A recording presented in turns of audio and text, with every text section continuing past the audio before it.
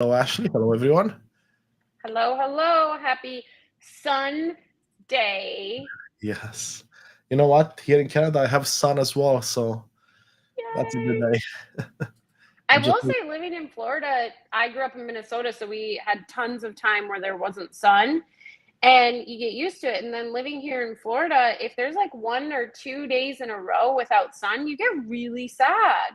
It's very interesting, but I used to be able to go months in Minnesota with no sun. yeah, I know what you mean. I mean, I lived most of my life in Canada, right? So I actually don't know how it feels to be in a place where you have sun all the time, other than when I go on vacation, right? Right.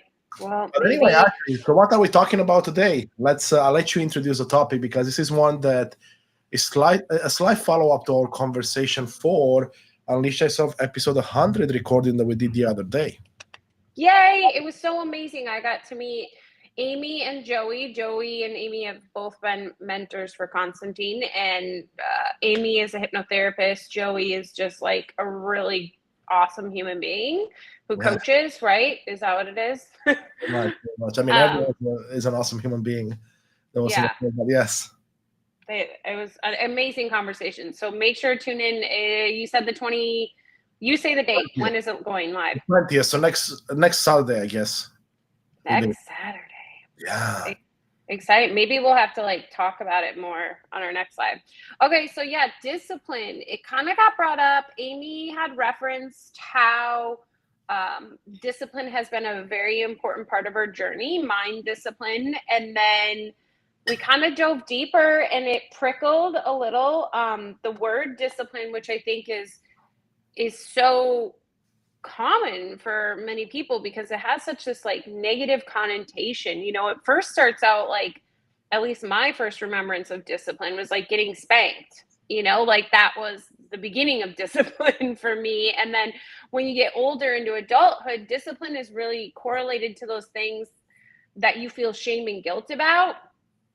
So then you want to build discipline to change it, right? So like diet, Mm, those are like the main things that come to mind, is like diet and weight loss, exercise and feeling healthy. Now I think a big movement of discipline with social media, right? Having discipline with social media so that you're not spending time with family or friends and constantly scrolling. So I hear people talk about, let's do a social media discipline challenge, or it's always really, I think, at least at the level of illusion, looked at as like a sacrifice. Usually anything you do after it is something that you're sacrificing in order for something you are seeking. But it's always some sort of change at the level of the illusion.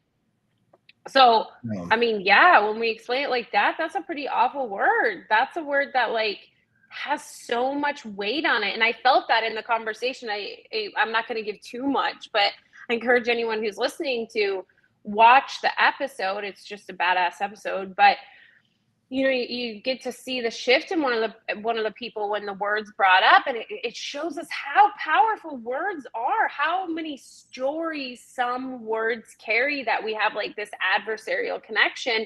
And it's discipline, of course, makes sense. But what I found, like, discipline can be such a beautiful flashlight. Right now in Lighthouse Mastermind, my mastermind, I facilitate, that's what we're focused on, is discipline. And it's not for the purpose of changing anything at the level of illusion. And essentially, it's really not for the purpose of the act at all, right? Like everybody got to choose something that they do for 5 minutes every day. And I didn't tell them this. They'll know more about it tomorrow. They've been doing it for 2 weeks, and it's been really interesting that they got to choose what it was, right? Everybody got to choose. Like I chose planks. When the body's involved, I tend to have more insight. Um, and the resistance of everyone, they even chose it, Constantine, the resistance that's coming up. And that's what I see discipline as, is a flashlight. an opportunity to see that monkey mind in action, to see the interwoven thoughts that are constantly battling one another within, and really to begin to understand how you rank or judge them, or your ability to kind of just step outside of them and allow yourself to be guided. So that was a really long introduction. No, I love that. And I mean, there were so many things that came up for me. And I mean, growing up in an environment where discipline was associated with, let's call it corporal punishment in a way, right? As growing up in that environment, going to school and being punished for not being disciplined or being disciplined, really, right? That's, I think, my first foray with the word. And it's interesting you mentioned the power of language. And one of the things I focus a lot on in my life, and as I work with different people, is the power of language and really getting curious to see what stories the language carries for you. Because, like you explained, your take on discipline, mine is similar but yet different. So, for example, you brought up the word diet, right? Some people would look at me and be like, hey, you're not disciplined, you're overweight, right? I've had it come up before. But then you look at it from a perspective of professional growth. Well, then I look like I am disciplined because I'm investing so much, or like in the past, so much time and effort into developing that professional persona. So what I'm trying to say there, Ashi, which is really interesting to for me to look at, is the idea that obviously we have our own definitions and we are disciplined. Let's go use the word disciplined for what we truly care about the most. Meaning that for me, I have this sign above here that says follow your heart. What I've come to realize in the last 2 years is that if I follow my heart in whatever it is that I'm doing, then I'm quote unquote disciplined because I'm doing what I love, which means I can be disciplined about it and I can follow through on everything that needs to be done. And in fact, it could be even a step above discipline because you're so passionate, you're so into it. So when you mentioned the people in your mastermind picked a topic and then they struggled with it, I wonder how much it has to do with the stories we have behind it and how much it has to do with how much it aligns with what's in your heart.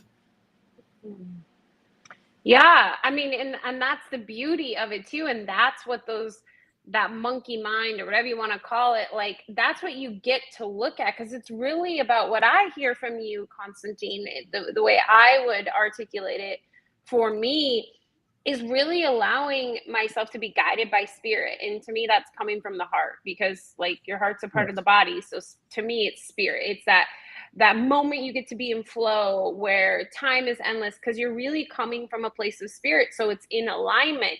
And through so yeah, that's the ultimate discipline. The ultimate discipline is, it's almost funny, Patrick and I were, because this is one of those conversations that like I'm still fully grappling with how to articulate and how to fully intellectualize in this ego illusion, because it's like outside of the illusion true, like the ability to choose spirit and how discipline allows you to see that. Not even choose, but just allow it to guide you. So when it comes to like, this is interesting, Constantine, because what you brought up is like following your heart. Yes. Someone has said to you, you must not be disciplined because of the way you look. Well, my immediate thought is they're coming from the ego. So they're only seeing the ego in you, which is like, how does your body look? Do you have ego level discipline? And I think that's a big focus of the personal development, spirituality, new age movement today. And that's what's holding so many people back, is because what if, Constantine, you already have one of the most important gifts there is, but in the process of what you have surrounded yourself with and the belief system is actually causing you to turn your back to that and pull yourself back into the ego because of the shame and the guilt of the community around. For me, that was a huge case when I was in the new age movement, because I was following my heart like you. And I was like, I want to live a really small but big life. And I was in this mastermind and they challenged me and they said, why can't it be both? Because that's what the new age movement tells you. It's like, you are a little God. You can have it all. You can be like Christ consciousness and have millions of dollars. right? Like that's any business coach is selling you right now. And so my ego, of course, the ego belief system immediately heard that and was like, oh, what? I can have both? And it felt gross and slimy, but it was like, but look at everybody else gets to have both. So I must be thinking something wrong. Well, we know what happened there. My business blew up. It was beautiful. And then it crumbled and everything fell apart because what is built from a place of the ego is built on sand. It will never sustain the test of time because it's not coming from what you say your heart, Constantine, right? So if you are not feeling guided by spirit to begin exercising and eating differently, then it will never last, right? And I'm not saying that spirit is guiding you to eat unhealthily and to, not exercise. That's not what I'm saying, because I know some people will listen to this and be like, well, you're saying, oh, so to be spiritual, be fat, be all this stuff. Interesting comment. But anyway, I should probably close that. So what I'm saying instead is that you still have narratives tied up there, right? That's why you have any freaking focus there at all, Constantine. If someone came to me, I think of some of my mentors I look up to right now.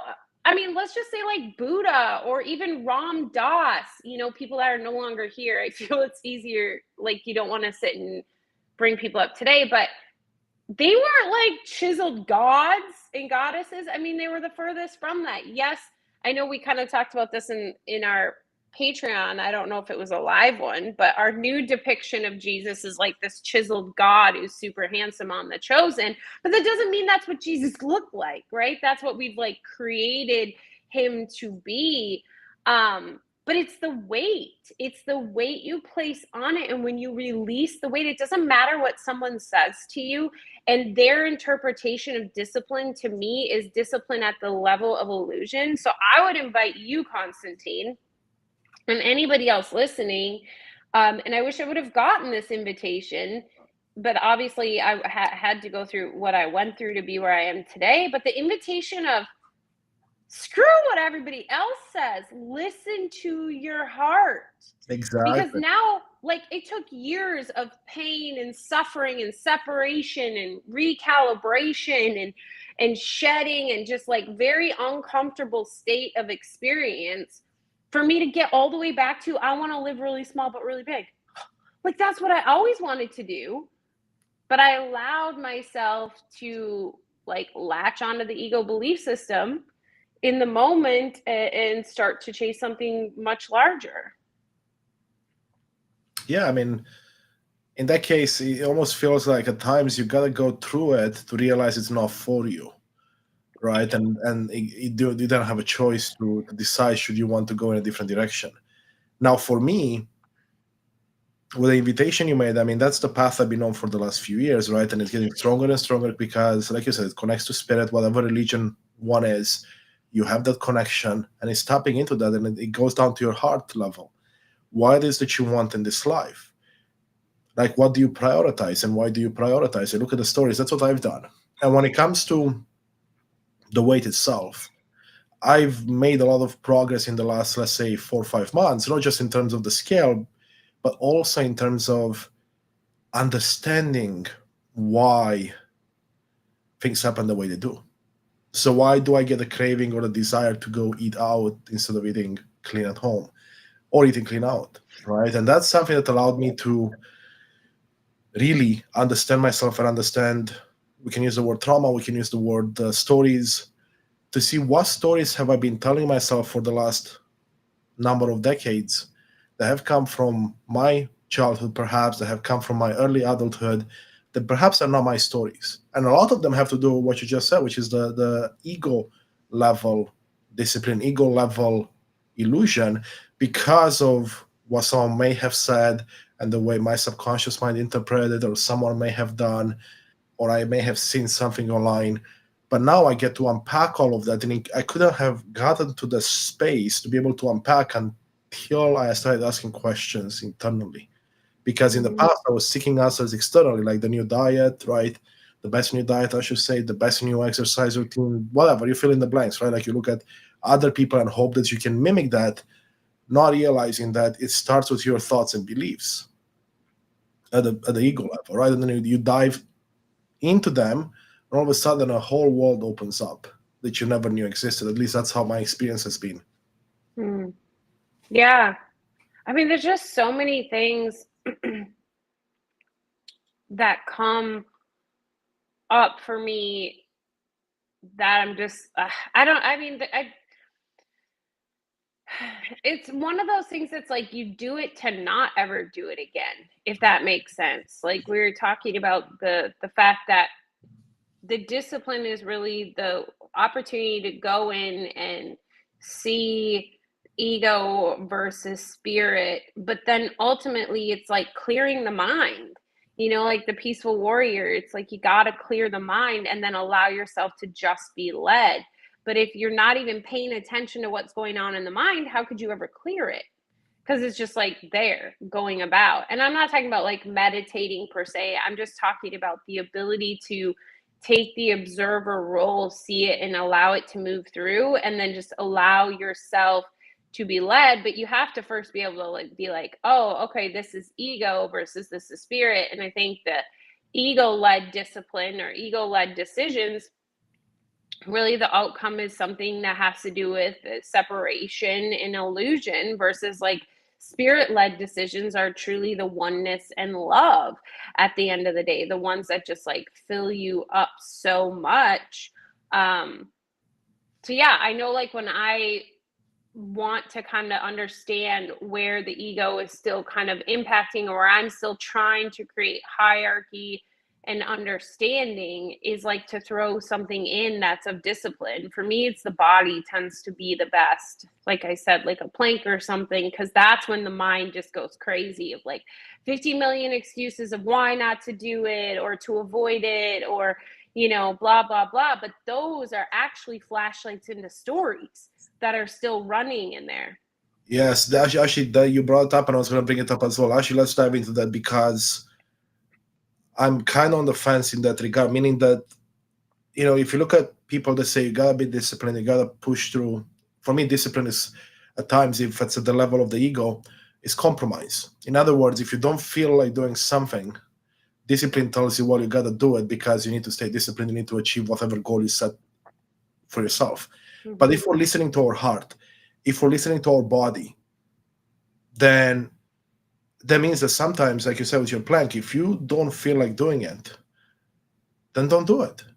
The question then comes down to, though, is your ego trying to get in the way of you advancing, let's say, or is it really your body communicating with you, your heart, your spirit, whatever you believe in, communicating with you? And having the power to make the discernment, I think, is critical. I'm not saying I figured it out, but I have had examples in my life, more recently than not, of exactly that. If it's like, am I forcing myself to do something because of someone else's story, or am I doing it for me? And that kind of goes back to what you just mentioned about stories, right? And that's why I think discipline falls flat, because if I look at my professional life where I've been super, super disciplined my entire career, 20 plus years, right? Well, there have been many days where my discipline, quote unquote, took me down paths that didn't necessarily yield the best possible results for me as a human being, right? Because it led to depression, it led to anxiety, it led to burnout, it led to overwhelm, it led to lots of stress. Sure, there were positive things as well, but then what? 2022 is when I was suicidal as a result of the pressure I was putting on myself in certain areas of my life, including the way I looked and everything else, but also the way I spoke, the way my professional life appeared, the way my external life appeared to others, because, quote unquote, I had it made, which meant that the image I was portraying out had to match that in my ego belief. So that's why, to me, ego discipline equals compromise in many cases. And fake stories, really. Stories, when I say fake, I'm not, there's someone's story, but they're not yours. Well, what I hear in that is really like discipline is like the opening to discernment, right? The act of discipline. But you set out the when you talk about like your Microsoft discipline, what I hear is that that was a crutch, not a tool. So that discipline was the crutch of, like, you know, getting a higher paying job. Like, there was some sort of outcome you were seeking in the illusion, and dependent on your actions, would that happen or not? Your happiless lied in that, right? When I talk about a crutch or a walking stick, I'm talking about using discipline as the walking stick. So when you are intentionally using it as the walking stick, so like these group of women currently in Lighthouse, we haven't gone super far in discussion because I wanted to see where their mind took it. Did they take it to a place of crutch? Did they take it to a place of a walking stick? And this week we're going to really unpack, like, utilizing it as a walking stick, doing what you said in that moment. If you don't feel guided to do it, you don't do it. But that's where then the grappling comes in and the really paying attention. And to me, it's like, if I'm going to feel shame and guilt for doing this or not doing this, that's a huge red flag. Sure. Right? Then I know, like, the ego's like all up in this business. But it's like it's truly part of the classroom, Constantine. It's truly a tool to get to so much deeper, which is to get back to truth. Get back to your truth, because if you can't learn to navigate through the noise, and not necessarily ignore the noise, but to see the noise for what it is, noise, then you'll never get to your truth. And the only way to do that is to bring in discipline, right? The discipline that is occurring is what causes these narratives to come up, and the discipline of taking the time to be the flashlight and to look at it. I mean, I'm really not talking about discipline at the level of illusion strictly, right? Like, I use activities that would be like doing planks every night. Someone could be like, oh, that's an ego level discipline. But the difference is I'm coming from a different place. Like, the other day I forgot, and it was like, oh, I forgot.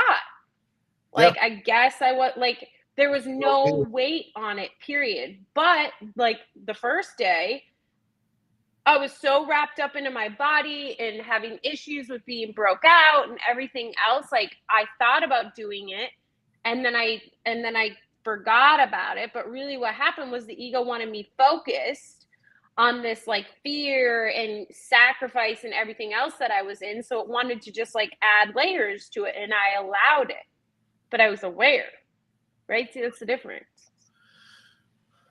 One thing that came up for me to say two things, actually. One is, could it be easy, right? What if this was easy? And that's a question that I ask myself often these days, because a lot of things I've come to realize are actually, in fact, very easy. We just complicate them. They may not be simple in executing, but they're actually easy once you look back and be like, oh, wow, it only took this to get the other outcome. And where I'm going with this is that when you talked about a crutch versus a tool, walking stick, right? Why can't it be both? Like, for example, we look at the example of me at Microsoft and before in my professional career. Well, it was both a walking stick and a crutch. But because of me not being clear on my own stories and me not being clear on my own approach to discipline and my own discernment when it comes to, is it one or the other, it was both. At some points it was a crutch, at some points it was a walking stick. So I don't necessarily see it as a black and white thing where it's one or the other. Life shows us, and in your example, right, like it was perhaps a crutch when you forgot about it because of the ego getting in the way, and then a walking stick otherwise. So I don't necessarily agree with that it's either one or the other. Now, is the goal to get to the walking stick? But it is. Wait, I want to stay there. So it is one or the other. So if we're truly living in the present moment of me, not doing it, it was a crutch. And then later it went back to a... Why wouldn't it be a walking stick for your other part? Perhaps it wasn't a priority for you that day because, like you said, you had other things going on at the ego level, but also spirit, that you put your focus somewhere else. Why can't it be both? That's what I'm because there was shame and guilt. So I had the ability to reflect on it. So fear and love cannot coexist. And essentially, if you break down what a walking stick is versus a crutch is something that's coming from a place of fear. A walking stick is something coming from a place of love. Fear and love cannot coexist. Correct. Darkness and light cannot coexist. So essentially, a walking stick, it's kind of like when we were talking about multitasking, right? Like we think we can do two things at once, but you really can't. It's like switching. You're like, whatever that's called, switching back and forth. And that's what it would be. So yeah, at points in I think your we're life. talking about two different things though, right? I'm talking What? about looking at your stories from your past. Because you made a claim that in my stories, with my professional life, it was just a crutch. But I was arguing the fact that it was actually both a crutch and a walking stick at different points. Now, in the present moment, of course, it has to be one or the other because it's just what it is right now. But I'm talking about if you look at your stories, because you go over time in past, it's not just black and white, right? It could be either one or the other, and likely there might be even more in the middle. Oh, yeah, 100%. I was saying how you explained your story of Microsoft. What I was hearing was a crutch. And now you're bringing in, like, there's walking stick ideas. So, yeah, as always. So let's pause there, actually, because I feel this is really important, at least for me.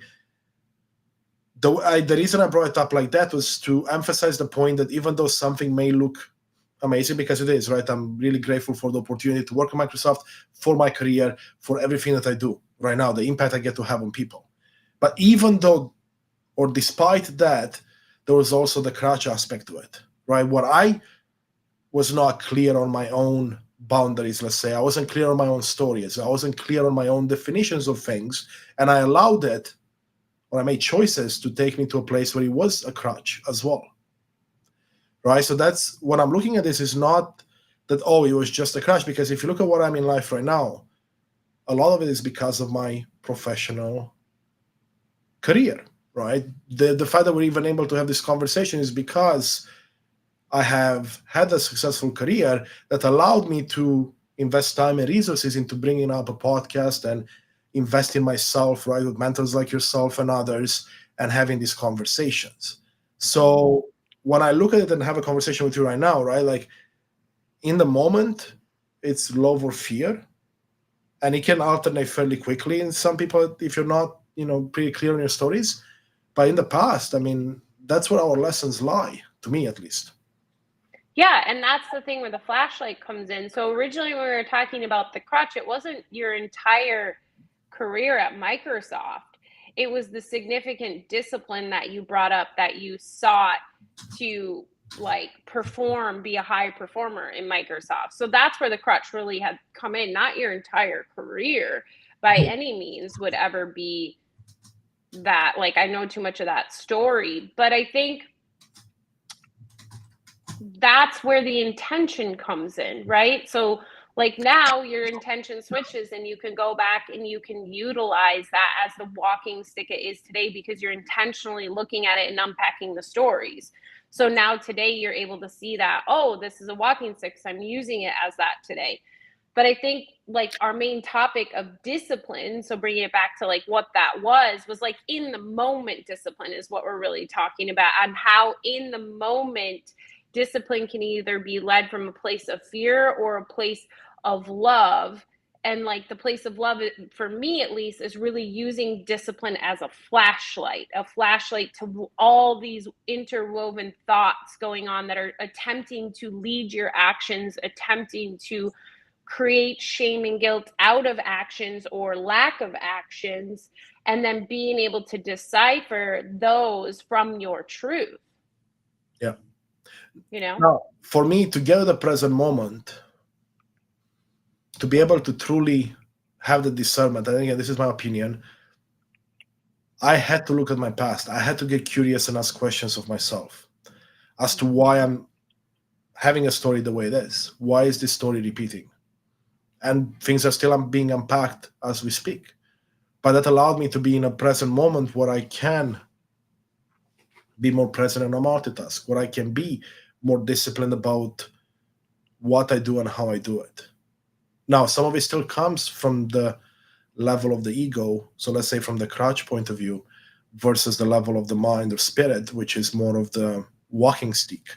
And in the moment, it may appear that it's one or the other when it's not. At least for me, I see it, right? Like you look back and say, let's say the plank example you gave, oh, I didn't do the plank. And you could get tricked into believing that it was for your higher good when it wasn't, right? And I've seen that all the time in my life, right? Like I make a decision in the present moment to the best of my ability. Some of it is subconscious, some of it is conscious. And then the power of retrospect allows you to go deeper and say, well, was it really in my best interest?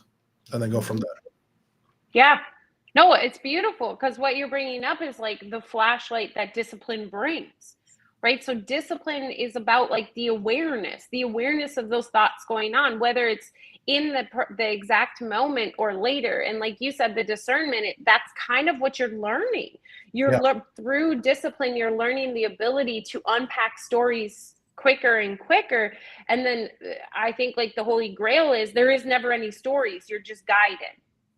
Like you're in full trust, in full alignment, and like just spirit just guides you where you go. And not like the how some people are like, oh, I did this because spirit guided me, and they use it again, like you said, like a crutch, right? And they're like, yeah, but spirit told me, and it's something that is very visible that spirit did not guide them to do that. This is just like this place of like pure joy and surrender, you know, like Buddha and Mother Teresa, the people that just walked around with this like almost smile and chuckle because it was like they were just floating in a way because you were just so being guided. You didn't have these stories or this weight anymore. I think that's like a big piece too, is like the weight, because, you know, we talked about earlier, like eating healthy or not eating healthy, looking healthy or not looking healthy. I think it goes to your actions. So if your actions feel loving and you don't have shame and guilt, then that's one thing. But if you do have shame and guilt, then that means you're just like on the other side of the pendulum, if that makes sense, right? Like like this person who comes to you and says, you don't have discipline because you don't look a certain way. That's ego weight, right? That's an expectation, that's placing weight, that's judgment. But if you're like on the other side and you're the person that like they said that to, and you're going out and you're eating and you're feeling shame and guilt and you're all that, like you're both just as in a place of ego as the other. So really, it's just like pointless, right? Like no one's right, no one's wrong. It's just like you're in this state of judgment where there is no love. It's just fear. Yeah, I mean, it's sort of a matter of perspective at that point. But what I want to bring it back to for a second, let's take it a little less esoteric in a way. You mentioned actions, right, which lead to outcomes. Now, to me, whenever I look at this, it's like, okay, so what causes me to take an action or not take an action, right? It's a feeling or an emotion associated with my current state. And what I like to look at as well is, okay, so if I'm feeling a certain way, can I just change the way I feel on a whim? And the reality is that based on all the research I've done and everything that we know from life and what I know from my life, it's not really easy to change the way you feel. It's not really easy to change an emotion. So that to me is going deeper to the next level. So what causes or what triggers your feelings and emotions? And it's your thoughts and beliefs. And what we know, again, like without going spiritual, what we know is that 95% of your actions, right, are led from the subconscious mind, which means that 95% of your thoughts and beliefs are triggered automatically without you realizing, which then triggers the emotions and feelings, and then triggers the actions, triggers the outcomes. And all of a sudden, you catch yourself 5 minutes later, it's like, oh, wow, what just happened? Right? So to me, the power lies in being able to overcome, let's say, the ego in this example, and say, okay, what are my thoughts and beliefs that are leading me to this path or down this path? And starting to work at the level of thought and belief. And what I've come to realize is that that's where the power lies, because then you're able to ask a lot of questions, get curious, and be able to reframe and rewire how you think or at least what you entertain as a thought or a belief. And it allows you to slightly overcome the challenges of the ego and perhaps come more from the spirit point of view or from heart or whatever you want to call it. Mm-hmm. And a great example I can give you, actually, I think I brought this up on the episode that's going to go live next week. Wake up one morning this week, and I was super happy waking up because I had a great night before, great meditation session, lots of downloads, beautiful experience, and I had a great day before as well. And I look at my phone, put it down, go get ready for the morning, look at my phone some more, and I leave the room, 15 minutes later, and I feel down. I feel like, wow, what's going on? And I'm not feeling great. And then I take my dogs for a walk, which is part of my routine. You can call it discipline, right? Because I do take them out for a walk every morning because it's something that makes my heart smile and theirs as well. And all of a sudden, I'm like, well, you know what? What just happened? I mean, I've only been out for 20 minutes. Let's actually dive into what happened. Because the thoughts and beliefs that I had that triggered me to feel less than were automatic. I didn't realize them until I started asking questions. Right? And what happened in a moment? I looked at my phone and I saw a post go live on LinkedIn 45 minutes before I woke up, and there were no impressions on it because somehow LinkedIn didn't promote my message, which meant, no likes, no comments. And in the moment, I thought, nothing of it. I put the phone down, went about my business, but that triggered thoughts and beliefs, right? Old stories, not good enough, not being seen, fear of rejection, fear of failure, all of those things, right? And that triggered emotions and feelings, which created a cycle. And then it didn't get to the action level yet because I caught myself soon enough. And through the work I've done to this point, I managed to mitigate perhaps some of the potential negative actions and outcomes. Because in the past, if that would have happened, I would have maybe taken the action of not taking my dogs for a walk and or laid in bed longer because I didn't feel like getting up. So essentially, you were able to see how, I think there's so much beauty in that. Like, it impacted you later, right? Like, you were able to you didn't look at it, so you weren't aware of it yet, right? Am I getting this right? So you got to go for your walk and stuff. Well, I did it on the walk, right? So so I woke up But you were already on it, though. Yeah, I was on my walk, and I'm like, why am I feeling, down a bit, right? I'm like, what's going on? Like, I know that if I'm feeling a certain way, that means a thought or a belief triggered it. So that's my cue to be like, I'm okay with how I'm feeling, and I'm just going to go about my day. But we know what happens there, right? Because feelings trigger actions. Mm-hmm. So I'm like, you know what? I know that if I continue this way, my day is not going to be productive or not going to be great. You fill in the blanks, whatever resonates for the person listening. So I said, you know what? Then let me go back in time. Let me look at what thoughts and beliefs triggered this. Because you and I talked about the power of asking questions like why and what and how. And that's what I did. I started asking myself questions like, why am I feeling this way? And then I'm like, well, I only woke up 20 minutes ago, so let's trace back what I did.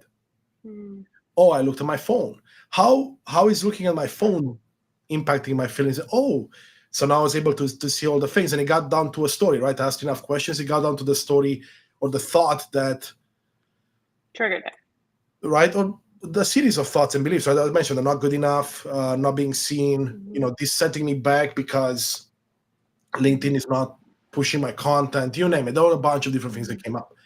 And then what I did is I asked questions like, is this actually true? And that's when it all fell apart, the negative side, because it wasn't true. Of course it wasn't true. I had so much proof of it not being true. And literally, as soon as I released it, everything was back to normal. My those negative emotions disappeared. I was back to being me.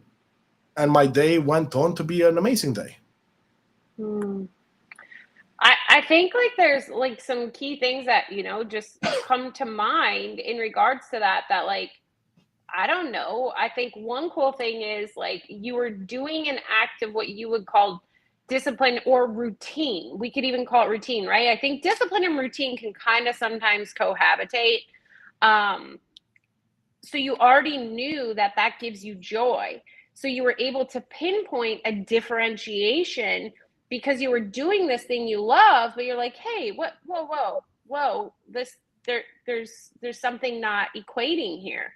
right? And so that was the flashlight. So somehow that discipline or routine that you were doing, that you know how you usually feel, was able to give you a flashlight into something that was like operating in the background. And I think that shows how discipline can be that flashlight. But then I think every time you keep bringing up you unpacking stories and like asking yourself those questions, that can be categorized into discipline as well. You have gotten to a place where you go internal. So to me, that's like, that's not ego level discipline. That's you wanting to heal for the greater, right? So you're making these active Exactly. efforts. So I would call that like, that, mind discipline. Really, that's the true mind discipline where you're like, oh, this, I know this is a Yeah. story, let's unpack it, let's understand it, let's release it. But I think, I could be completely wrong, but that's what I kind of heard. Constantine, is like, how cool, like that is a representation of what um routine or a discipline, because you did call your dog walk that it could be considered a discipline, right? That Easily. you do every day, that you've already cultivated joy in, right? So it doesn't carry any shame or guilt, it never carries any icky feelings, it's just this beauty.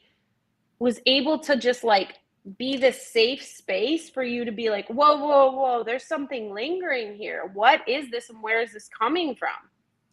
I wonder, wait, I just want to say something. I wonder if, like, because you said, what if you wouldn't have gone for your walk and stuff? I also wonder, like, yeah, what if you would have, like, not been running late, didn't have time to go for your dog walk, and like would have immediately jumped into like a work call that didn't go well? That would have provided like a completely different opportunity for projection, which many people do, but you're disciplined to go internally. But it's a representation then about how a story that was triggered so much earlier is projected out. And when we project it out, it's already run its course and it's just reiterated itself to your subconscious, and it's made it stronger. And that's how the cycle, we get trapped. And I guess that brings us back to full circle of how I'm using discipline with the Lighthouse Mastermind, and how I use discipline in my days today is no longer a shame and guilt creating place, but a safe space for whatever's lingering back there to come forward. Yeah, absolutely.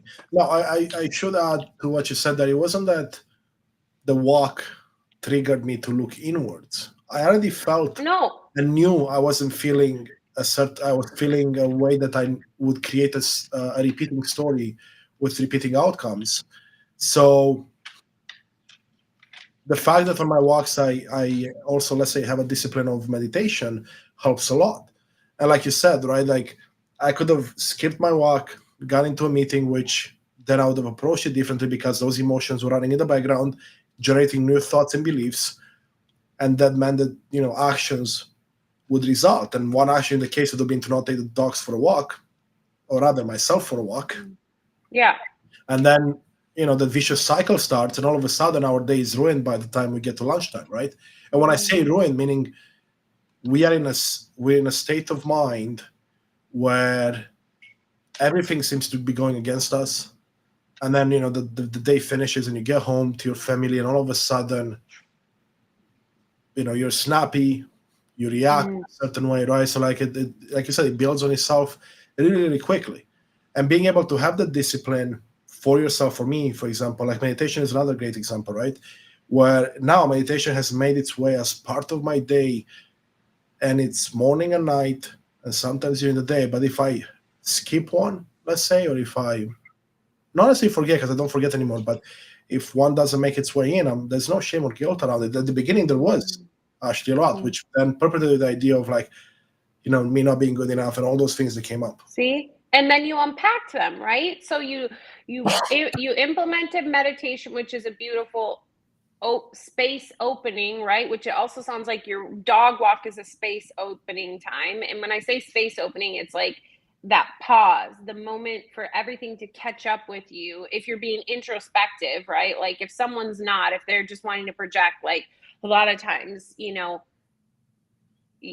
I mean, I think that's why we have like social media and Netflix and all that, because people don't want those pauses because it causes you to feel what you felt, right? For those emotions to catch up with you and for you to have to sit with them and do something with them. But you wanted to integrate a pause or 2 pauses a day meditation. With the monkey mind, the ego for sure probably doesn't want that because it's opportunity for introspection. Fear doesn't want you to start looking at fear because then you dissipate fear and then fear no longer exists, right? So you said you had resistance, but you were able to utilize that resistance as the flashlight it was, and was like, oh wow, this alone trying to integrate something great as meditation has opened these amazing doors that you must have had to work through in order to no longer feel resistance or shame and guilt if you miss one, right? Absolutely. And actually, that's a great point with the meditation piece. One of the things that I've come to realize with meditation specifically, and again, meditation can be different things for different people. Like I can meditate with my headphones on a guided meditation. I can meditate with my headphones on and just a beautiful unguided meditation track, which is just beautiful nature sounds. I can do it when I walk my dogs, right?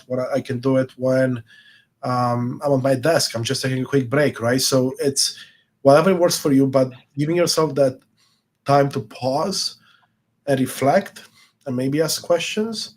That's what I feel was able to pull me out of many of the situations where before I wouldn't do that. And I caught myself, I mean, even recently where I would not pause to reflect as things were happening, and then they spiraled really quickly. And the more they spiral, the less likely you are to go in a reflective mode. So what I've come to realize for myself is that I hold the most power at the spirit level when these things don't spiral too much. Because if they do, they might have to run their course, and then I might be able to catch them and jump into it. Same with food, same with many different things, what I'm realizing now. So this discipline you're talking about, if I build a discipline of prayer or meditation or whatever people like to do, then that allows you the power to take control over your thoughts and beliefs and then feelings and emotions, essentially. Yeah. And something else came to mind for me. Like I work with clients a lot of times to, address relationships that they're unhappy with. And I'm a firm believer in relation with everything because we're separate, right? I'm in relationship with this chapstick. If we really break down what a relationship is at the end is something outside of you that you utilize and interact with. And alcohol is super common one that people struggle with, especially in the US. I mean, you go to other countries and, drinking just is. It's just a part of life. It was never taboo. It was never, that's why in the US we have DUI rates are through the roof. People are going to treatment left and right because I think there was so much weight placed on it, right? It was all this weight as a society placing on something, and then you, as you build your narratives, place that on it.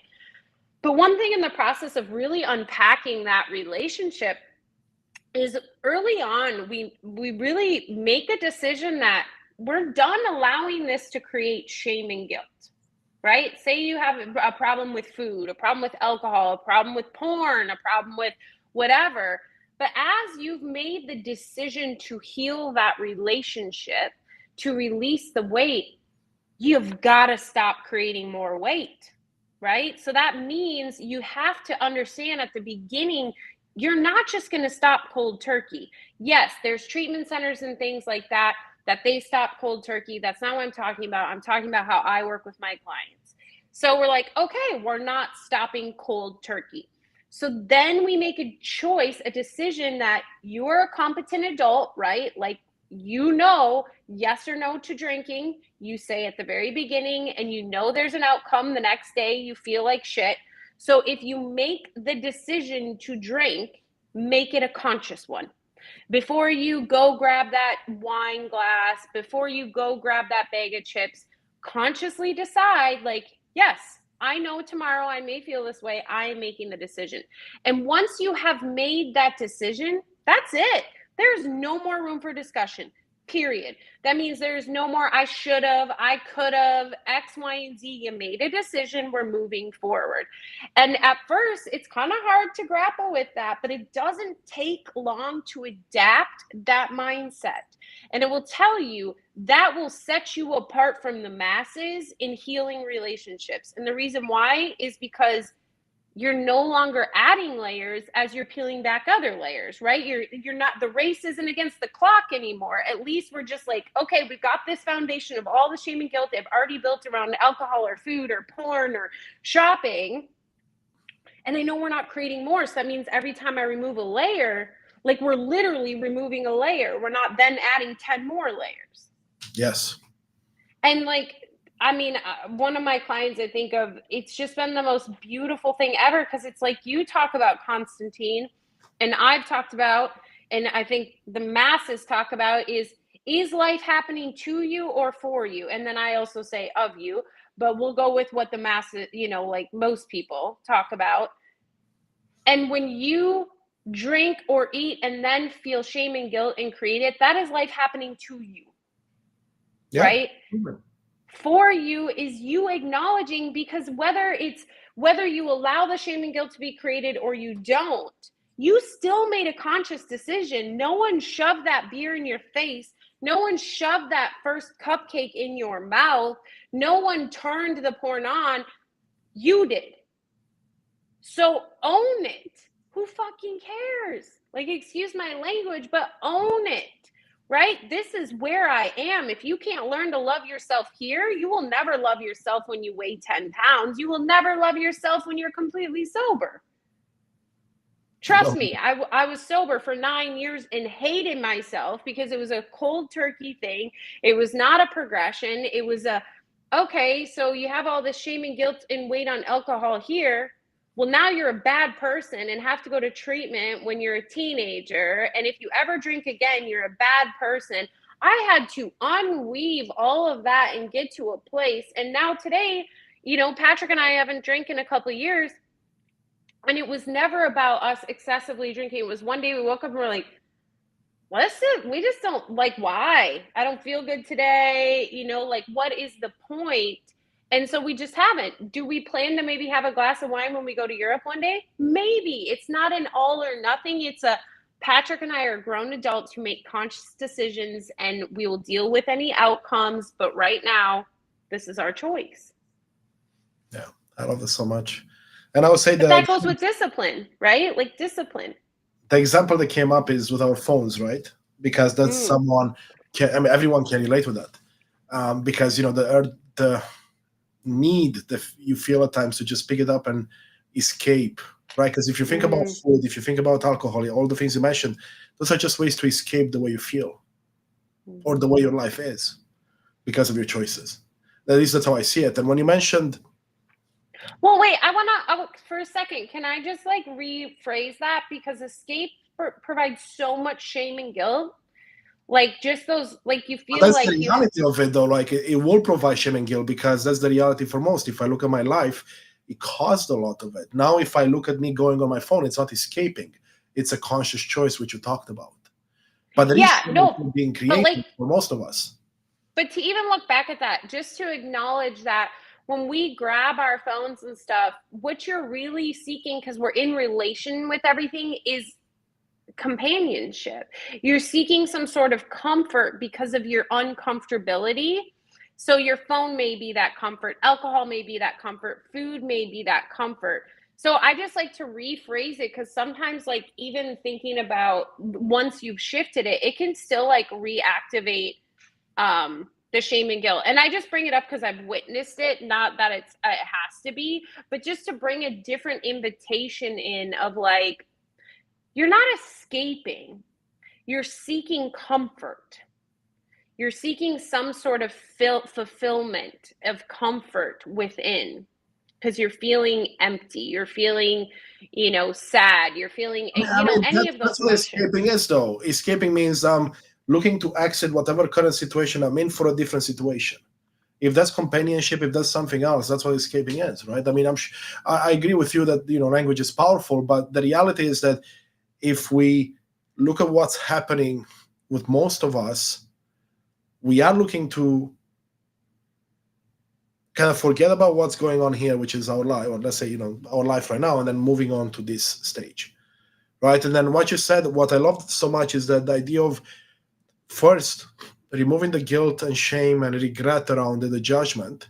And I would say the next layer for me, when I was able to do that for some parts, not all of them, because there's still some I'm unpacking, is now it gives you the opportunity to get curious and ask questions, ask those why, those how, and the what questions, and understand what caused it. Like you said, is it my desire to seek companionship or my desire to seek comparison with others when I look to social media, right? What is it that triggered that? Because if you can get to the why, to the root cause, that means you can fix it. That means you can gain control back and you can change the narrative. Yeah. Yeah. When I think, I don't know if my video came out this past week. I was going to send that to you, Constantine. But essentially, when I really discovered that I actually had an issue with food, I used to binge eat sweets. And I thought it was because I would limit myself at times, right? So I saw it as like, okay, well, I make a conscious decision, I limit myself. So when I let myself have it, I'm like a little kid, like, oh, and I would eat till I got I know sick. what you mean. Oh, Yeah. No, I would just keep eating. Like I literally sometimes would go back and forth between salt and sweet so I could eat more sweets. Like it was ridiculous. But then all of a sudden I was doing this really difficult thing. It's called a push. So the business coach I was with is like a week, literally you just live your business. It was awful. It was spirit killing for me. If you know me, it was like literally you're supposed to tell your family I'm going on a work vacation, your friends, lock yourself up for 7 days straight, and all you do is work, and your outcome, the only thing that matters is how much money you made in those 7 days. So that's what I did. Yeah. But at that point I was eating healthy and I had healthy food in the house. And guess what? I started binge eating carrots and broccoli to the point that I literally was getting sick, physically sick from the carrot. And I was like, oh, wait, I always thought this was just sweets. This is so much different. And what I was seeking, I'm such a person of connection. And at that point, I really hadn't fully cultivated my connection with myself within. And I was living fully in the ego. I was looking at people as numbers. I was like, I have to hit 30,000. Like I was very fear driven. So I was seeking the relation and connection that a spirit connection gave for me, of interacting with people outside from just this deep place of love. And the only thing I felt similar was to feel full. That feeling you get with food, like the chemical release it gives you in your body. That was the closest thing I could find within my house in the midst of it.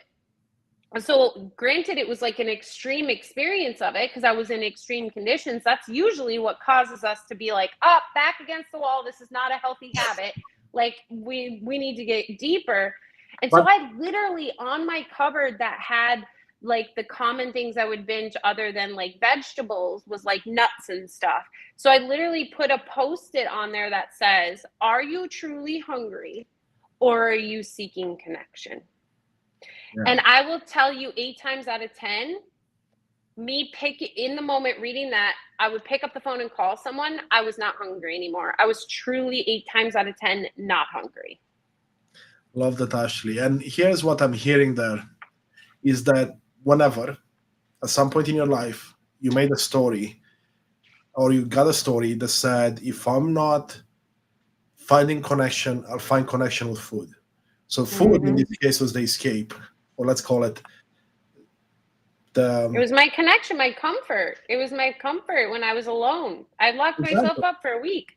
Well, yeah, no, but that's what I mean. Now, when I look at me and my connection with food, part of it is maybe connection, but I need to reflect back on that more.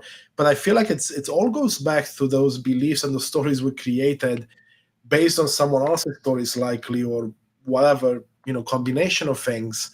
And then, like what you beautifully did, you were able to realize, wait, why is the story there? Like, oh, it's a connection story. So now you're able to get in front of it when it comes up. Like you said, it's 8 out of 10 times. It's not perfect. This is not about perfection.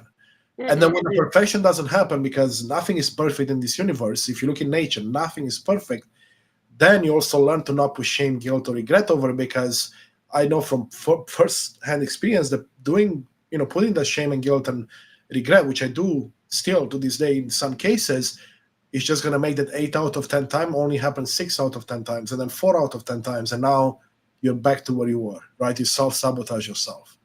And Yeah. that's why the first layer is so critical, to remove any shame, guilt, or regret Yeah. from. It's so powerful. And actually, I just realized we're pretty much coming up on the hour here. We I could talk know. about this on and on, but let's tell people where they can find you so they can hear more of this awesome stuff that Yeah. we're talking about. Well, Big Miracle Energy, bigmiracleenergy.com, Big Miracle Energy YouTube. Constantine and I go live, just the two of, well, we might have a guest, but you'll always see the two of us. Even everybody, please be grateful that we are here. Constantine is not feeling the greatest, but he showed up. We talked about it I being am less good. than an hour, but it's actually going to push over an hour. So we come on live 2 Sundays a month, just the two of us, unless we invite guests at 10:30 Eastern for about an hour and just have conversation. We're open to ideas. And then the other 2 Sundays, the first and third Sunday of the month, we the first Sunday of the month, we don't come live, right? No, we're not here at all. But if you'd like to, we do still have a live discussion conversation. It's just in private, and you can join that by signing up for Right Minded Thinker at the Big Miracle Energy Patreon. And then the Patreon group, whoever feels comfortable coming live, shows up the third Sunday, and that is live streamed here as well. And then, if there's a fifth Sunday, well, it's Constantine and I. Exactly. Beautifully said, Ashley. And most of you that don't know me yet, Unleash Thyself is a podcast. We actually have an episode coming out in 6 days on Saturday, where Ashley and I and 2 other people that are important in my life have a beautiful conversation, because it's episode number 100. So I would love to see you there, because that's a conversation you don't want to miss. And again, we'll see you next Sunday. Thank you so much for tuning in. Lots of engagement today, so thank you. Take care, and we'll be in touch soon. Bye.